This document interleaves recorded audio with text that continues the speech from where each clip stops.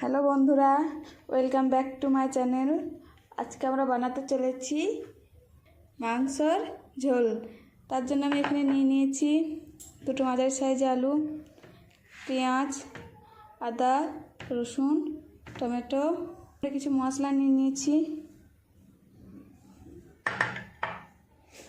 এবার আমরা কড়াইটা বসিয়ে নেব।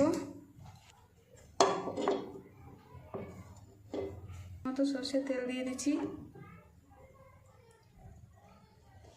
এবার আমরা এখানে কিছু গরম মশলা অ্যাড করছি।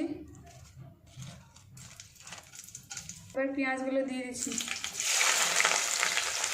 এটাকে ভালো করে নাড়তে থাকবো যতক্ষণ না লাল হবে পেঁয়াজটা।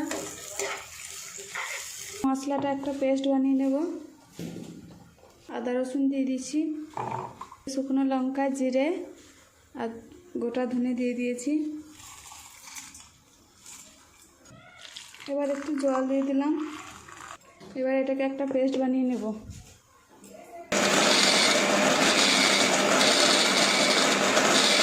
পেস্টটা হয়ে গেছে, লাল হয়ে গেছে। এবার এখানে আমরা দুটো গোটা রসুন দিয়ে দিচ্ছি।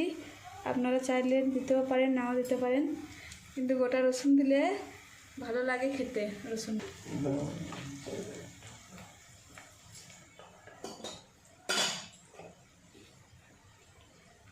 এবার কেটে রাখা টমেটোগুলো দিয়ে দিচ্ছি, ভেজে নেব।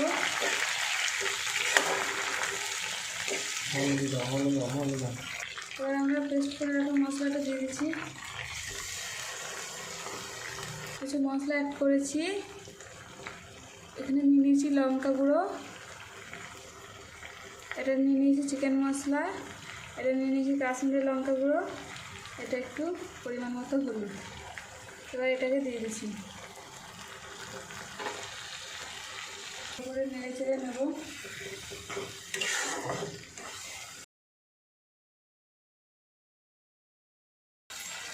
এবার একটু জল দিয়ে দিয়েছি, ঢাকনাটা একটু লাগিয়ে দেবো 2 মিনিটের জন্য। এবার ঢাকনাটা খুলে নেব।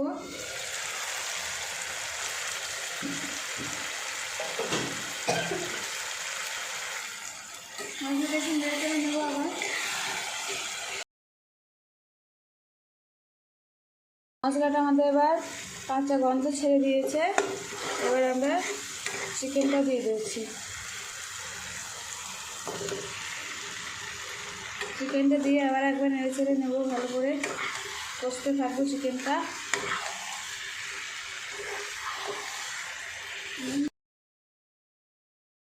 এবার এখানে পরিমাণ মতো নুন দিয়ে দিচ্ছি। নুনটা দিয়ে আবার একবার ভালো করে নেড়ে চেড়ে নেব।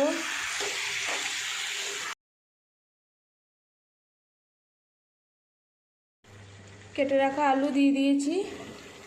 এবার ঢাকনাটা লাগিয়ে দেবো।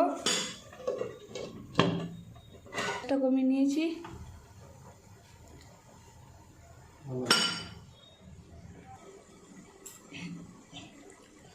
আবার একবার ঢাকনাটা খুলে দেখে নেব।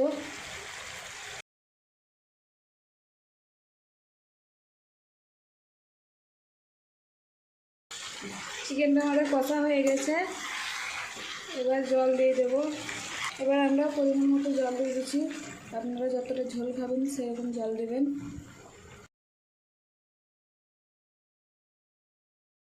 এবার ঢাকনাটা আবার একবার ঢাকা দিয়ে দেবো। এবার আমরা একবার ঢাকনাটা খুলে দেখে নেবো আলুটা সেদ্ধ হয়েছে নাকি। আলুটা আমাদের সেদ্ধ হয়ে গেছে, দেখতেই পেয়েছো তোমরা। কম করার জন্য ঢাকনাটা খুলে রেখে দেবো কিছুক্ষণের জন্য। ঝোলটা আমাদের কমে গেছে। এবার একটু ধনে পাতা ছড়িয়ে দিচ্ছি, দিয়ে গ্যাসটা বন্ধ করে দেবো। মাংসের ঝোল আমাদের রেডি। এবার একটু খেয়ে দেখে নিচ্ছি কেমন হয়েছে।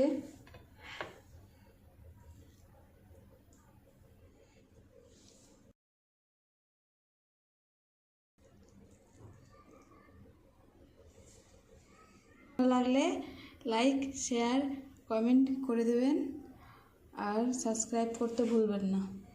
ধন্যবাদ।